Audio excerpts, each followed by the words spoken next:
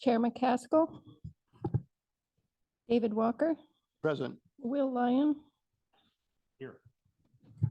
Patrick Fader. Here. And John Wilton is absent. And we also, Sally Wilkinson Present. and Mayor Peter Mark. Here. And we also have Robert Zadnick, City Manager, Anthony Boyd, Public Works Director, and myself, Helga Cotter, the Director of Administrative Services, are the staff.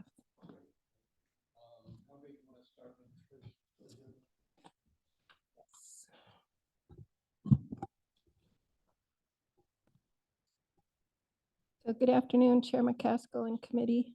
Since the proposed 24-25 operating and capital budget was discussed in detail at last week's meeting, we will only focus on the changes as requested by the committee. In the staff report, we have clarified the first paragraph under the general fund revenue section. The county anticipates a 6.6% increase in property tax revenue for next fiscal year. However, we are assuming a slightly more conservative estimate of 6.3% compared to the current year's actuals.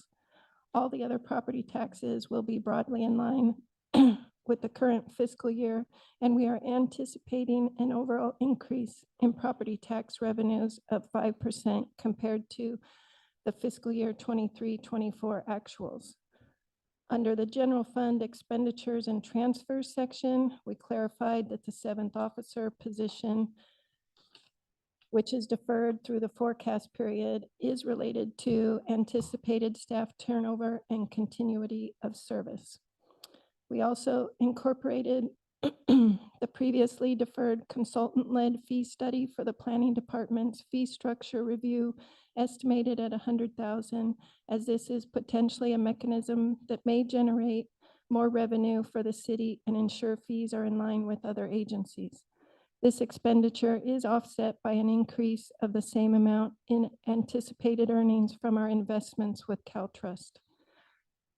For the general fund reserve and 5-year projections, we have updated the table to include the fiscal year 23-24 budget and estimated actuals, the proposed 24-25 budget, and the projections for fiscal year 25-26 through fiscal year 28-29.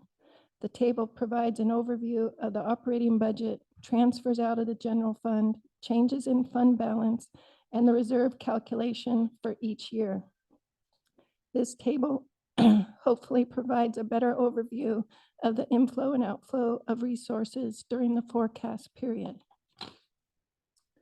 As I mentioned previously, the city aims to maintain a reserve equal to 50% of projected general fund expenses plus fire transfer plus debt service.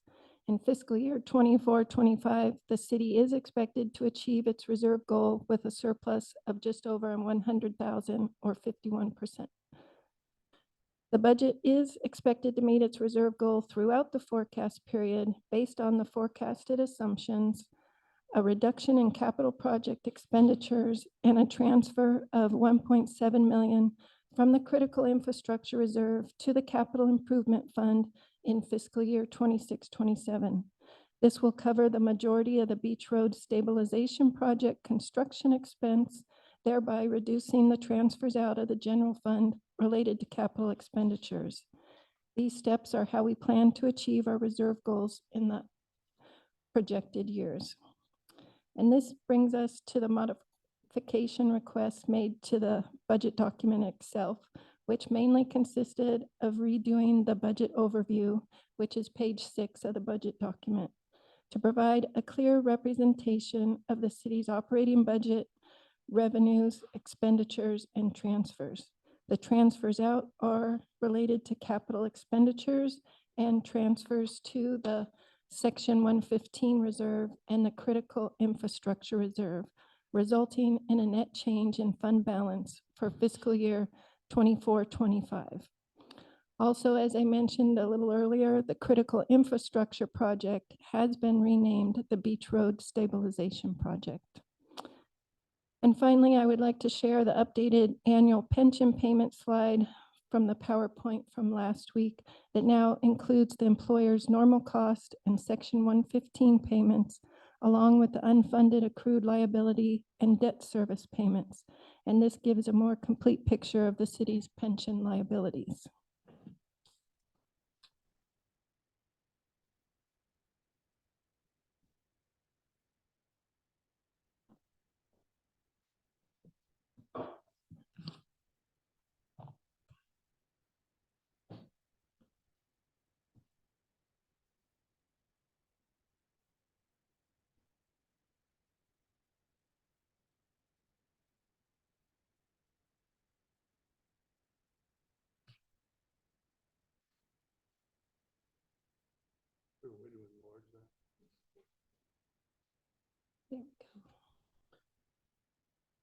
There we go.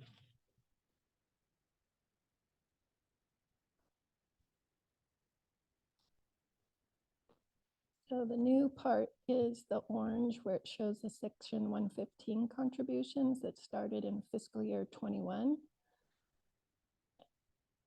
And then the city's normal cost contribution is shown in gray.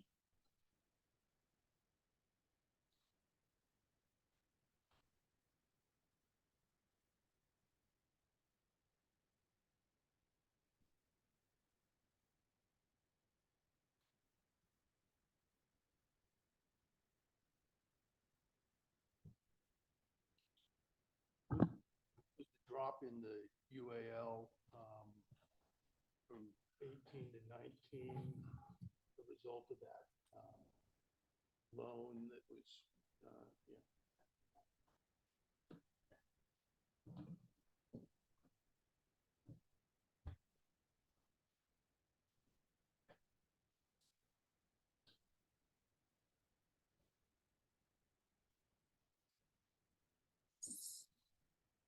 So with that, I believe we've addressed all the requested changes from last week's meeting, and we are now seeking the committee's recommendation for the fiscal year 24-25 operating capital budget to be presented to City Council.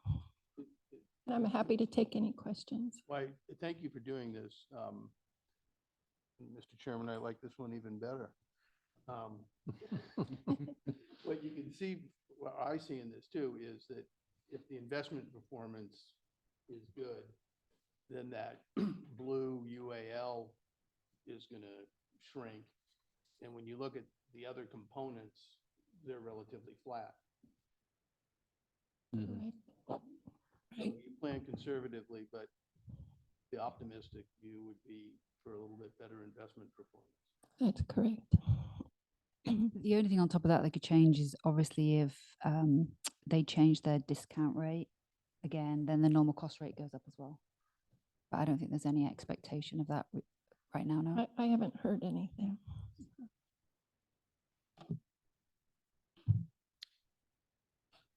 Other questions? If not, I'll jump in with something, Helga. Thank you.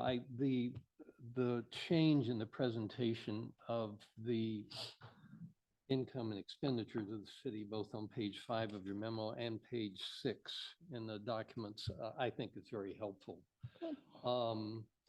But I still have one lingering concern about it. In both places, we come up on both of those 2 pages, we come up with a net operating surplus or deficit, which indeed is the surplus or deficit of the operating fund, but not of the city as a whole.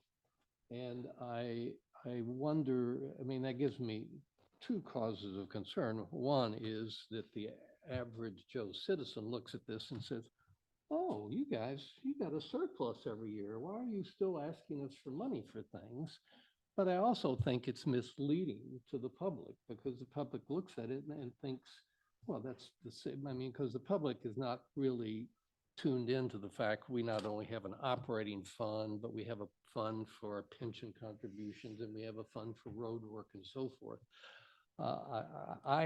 Unless there's some reason that we want to continue to show to average Joe that we're running at a surplus, I'm not so sure it might be worth the city to think about, wouldn't it be better to come down to a citywide surplus deficit? But I guess it depends on what the goal Yeah.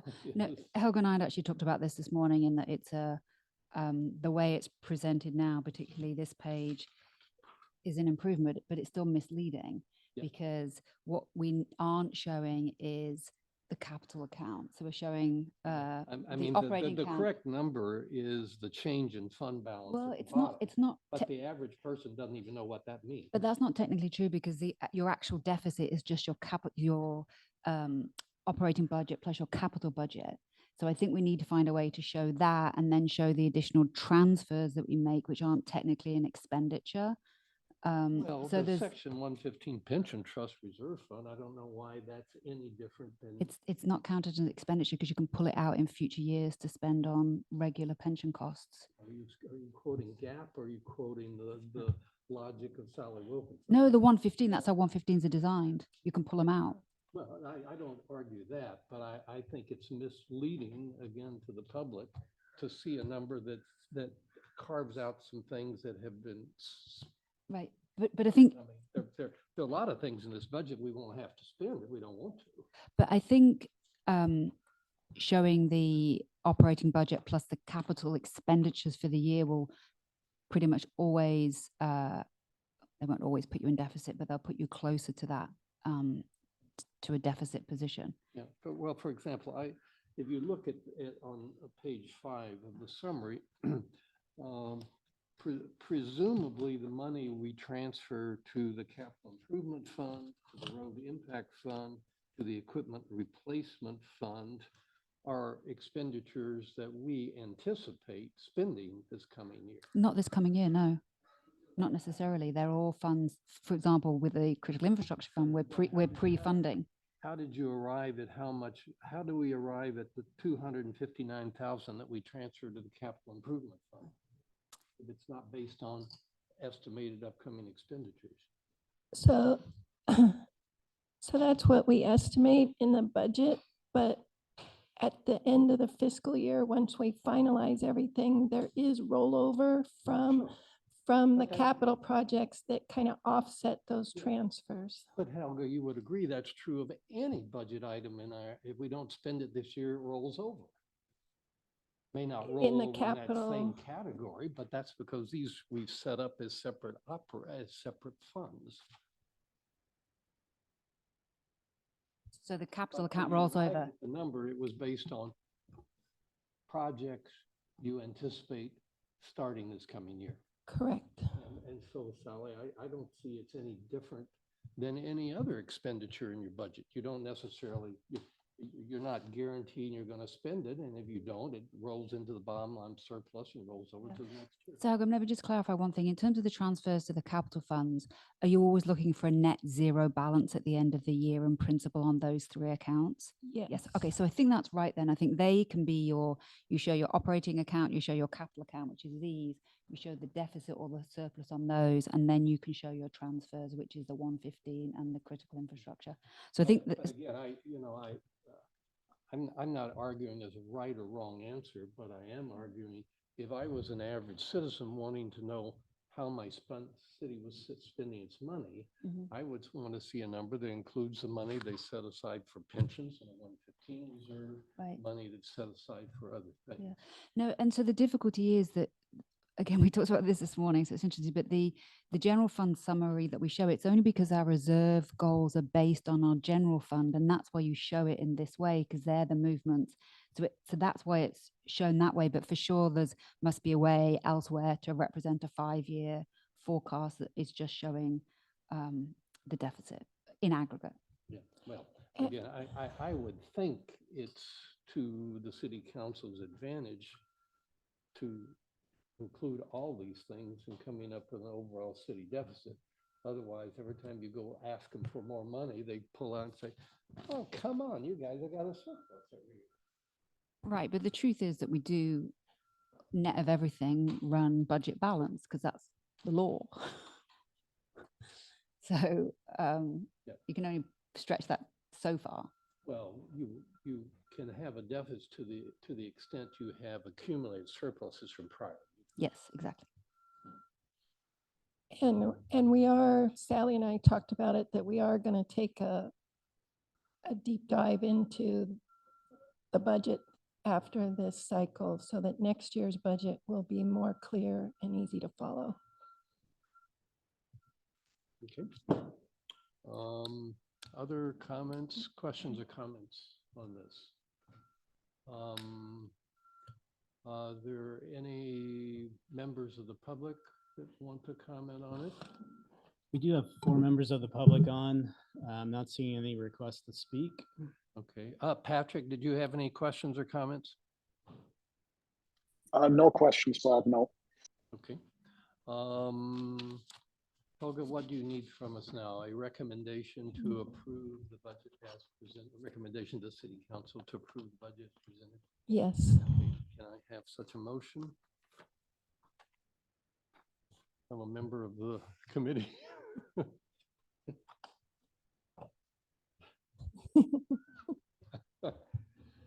So move. Is there a second? I'll second. Do you want to take a roll call, Helga? Chair McCaskill, Yes. David Walker, Aye. Will Lyon, Yes. Patrick Fader, Yes,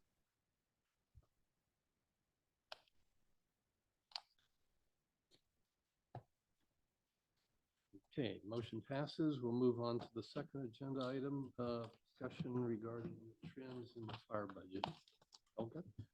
I'll turn this item over to Sally Wilkinson. Okay, so there were a couple of things that came out of the meeting last week. The first was David had some specific questions about the volatility around 15, 16. And so the explanation there is if you look at Tiburon Fire Protection District, they just had a really low expenditure year, and then they had a couple of really big expenditure years. And in so their budget went up from about 5.6 million to 7.2 million to 7.6 million over 3 years. And some of that was explained by big capital spends, and some of it was they just seemed to significantly increase salaries and benefits by 20-something% over that period. So I don't think there's anything more than that. We just paid our normal share, and that's the explanation there. Is that sufficient, or is there more you need there? No, I can see those numbers and that makes sense. I'm satisfied. Thank you. And then the other request was just to give some long-term indication of where our fire budget is going. And so we ran some numbers here, and I don't know whether Patrick had the chance to review the numbers, but certainly reviewed the report. As with any economic modeling, it always depends on your start point, and you can get data to say anything, pretty much depending on the date that you choose for your start date. But we chose 2000 to begin to look at the trends because that's when the fire tax was last increased. And so we just looked at the average growth in the fire contract over that period, and then the average growth in the fire tax receipts during that period. So between now and 2000, receipts have gone up by about 4% a year, and the contract has gone up by about 6.3% a year. So that's a pretty significant gap. And so what that means in terms of modeling that out forward about another 25 years would mean that fire tax receipts, which today cover about 47% of fire expenditures, would drop down to about 27%. So 3/4 of fire expenditures would have to be covered by the general account. And fire spending as a percentage of the total budget would increase from about 22% to about 35% of the total budget. So that's a pretty big increase. We have assumed that constant 6.3% growth rate, even though Tiburon Fire Protection District has said it's about 7.5% for the next 5 years. So it might even be a worse trend than what is predicted here. The piece that I'm struggling with and that we really haven't come to understand correctly because we haven't got their audits going back far enough is how they are able to grow their budget this much, because their core receipts from Tiburon property taxes are not growing at this rate. And so it's a real struggle to figure out what's been going on. And so we're still sort of digging into that to understand whether they just had an awful a large amount of reserves, what is accounting for why they can continue to have these strong growth rates, which seem to exceed their core base. They do have the benefit of earning a lot of interest income right now. And ultimately we get charged for that interest income in terms of that. Well, if they earn interest income and then they spend, then we pay 20% of that expenditure. Yeah, so what, meaning they have income other than just from the Tiburon Fire Department? From reserves. If they're earning interest income, then they get to, which is fair. I mean, when you think about how that plays out, that makes sense.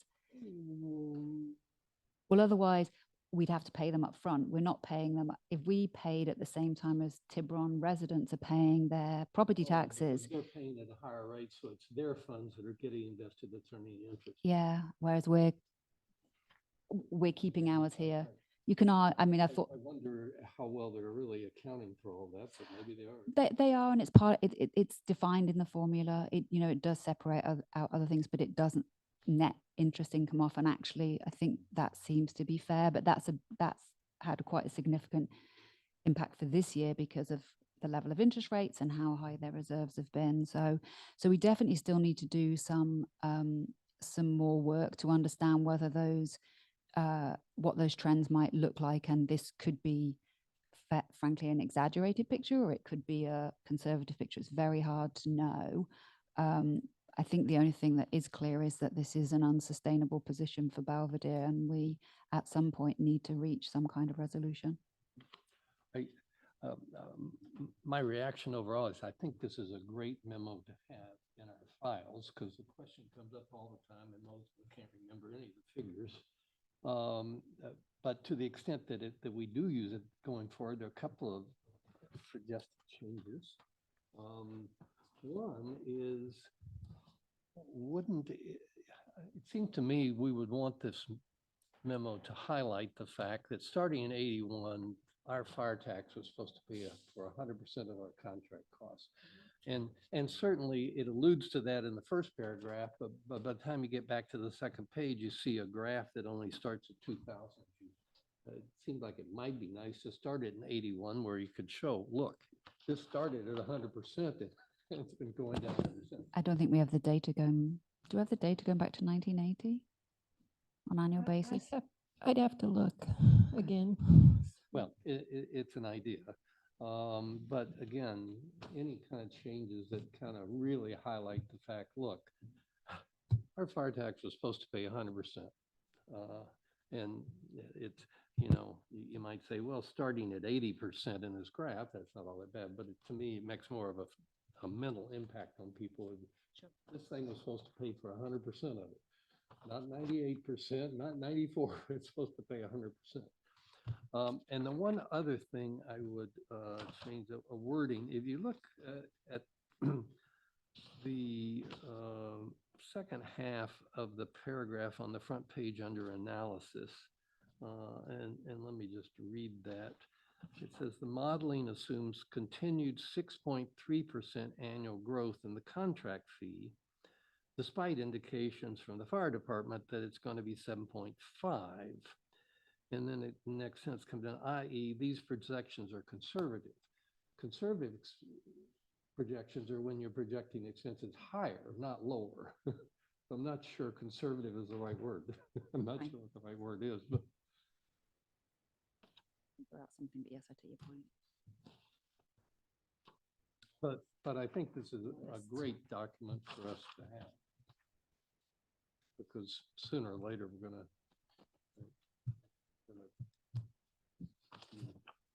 a Jesus meeting to figure out what we're going to do about this. Yeah, I mean, I think the immediate thing that we're going to concentrate on is seeing what we can do in terms of raising fees on the planning side, planning and building side, because we're running deficits there in a way that we shouldn't be, and so hence the fee study. So that's one area where we can get revenues up. The other thing, which is total aside for this, but I've been looking at various budget trends, is that our general fund revenues used to be much less concentrated in property taxes than they are now. Property taxes now are about more than 75% of general fund general fund revenues, but it's non-property taxes that have been really sluggish for the last 20 years or so. And so Meaning like our city fees. city fees, but also all those other taxes that come in from state and county-wide taxes. All the other things that make up our budget are incredibly weak. And property taxes have been growing.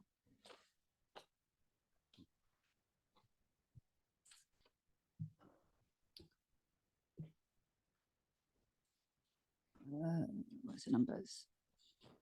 Oh, actually, I've deleted the numbers. Property tax has been growing at over 6%, and the overall growth in our operating revenues has only been about 4.3%. So you can see how that's increasing and increasing as a share. Now, if you model that forward about 50 years, it means our overall growth will be stronger because we're almost then 100% concentrated in property taxes. And so your trends are slightly better, but it's a long way out. Yeah.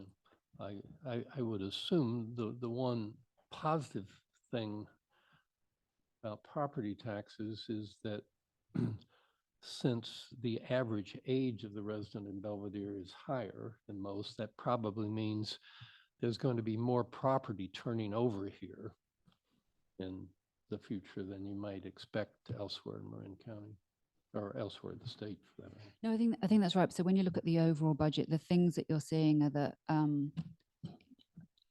generally, if we didn't have the issues with the fire budget and we didn't have the issues with pensions, we'd be in really, really good shape.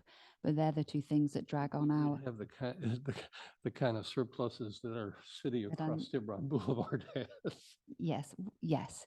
But what we're seeing is the way that we're making up for that is through slightly lower headcount, but it's on the capital budget.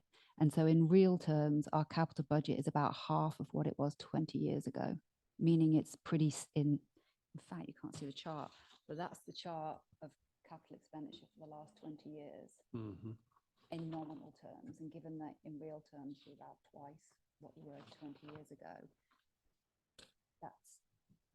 that's where we're falling down.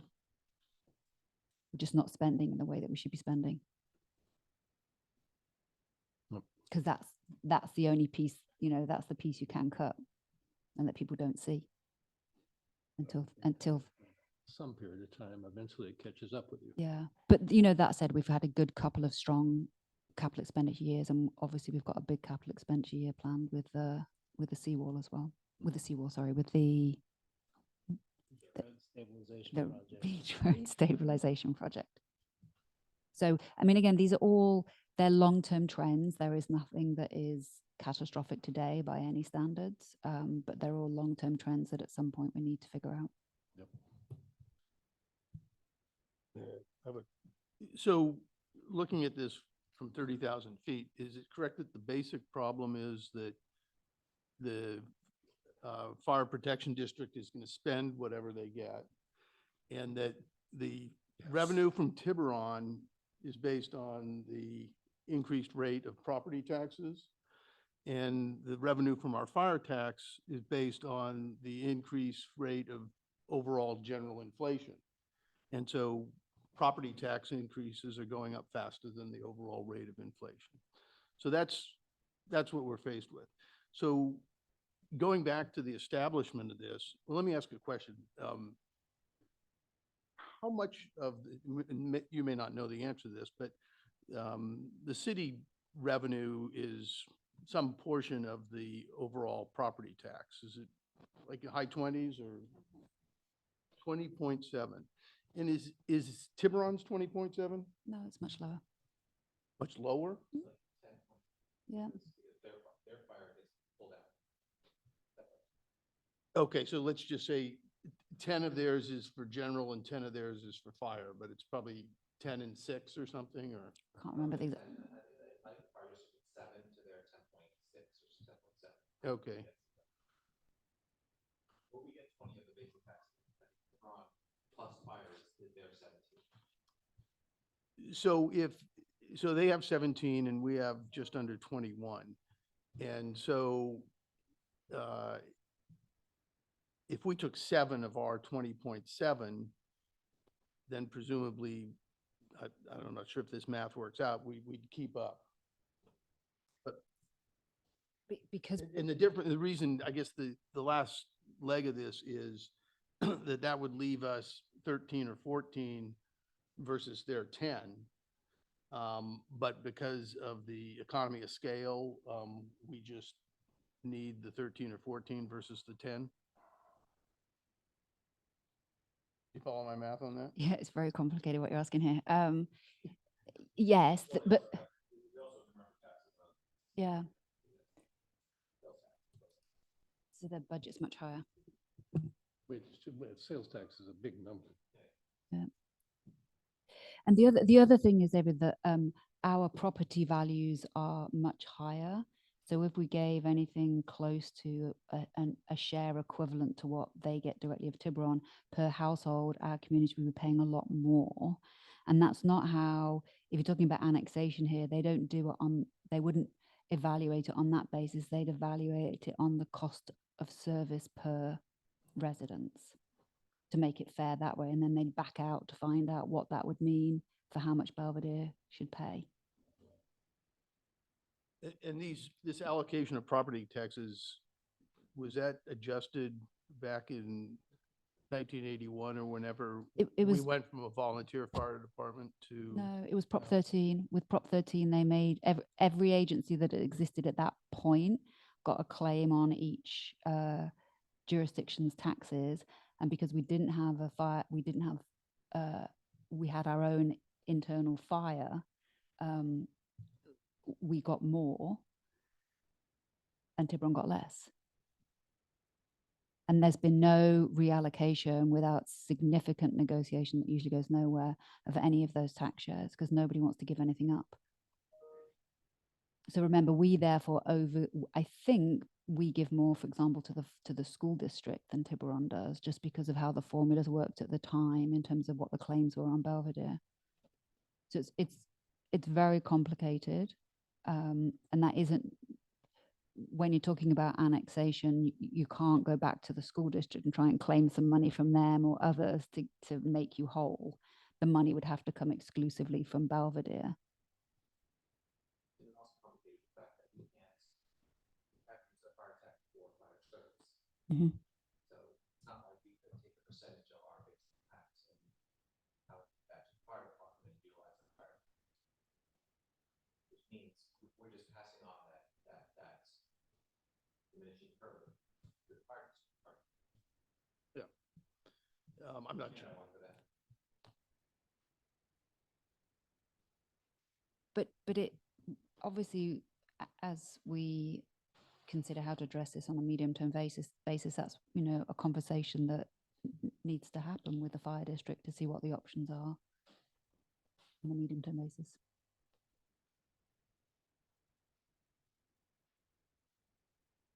But I think right now it isn't catastrophic. It will, and we're looking for other ways to raise revenues to fill that gap. And we do have strong property tax revenue supporting our core finances.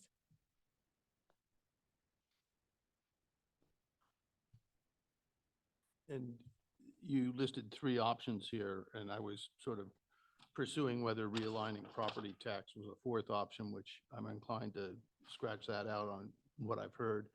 And you talked about creating new revenue streams, and we've talked about the fire tax itself. So the one we haven't talked about is the alternative model. Is that just too fantastical, or is it worthwhile doing a back of the envelope modeling on that?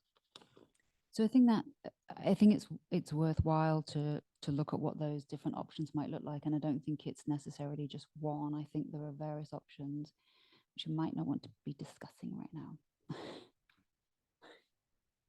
I have no other questions.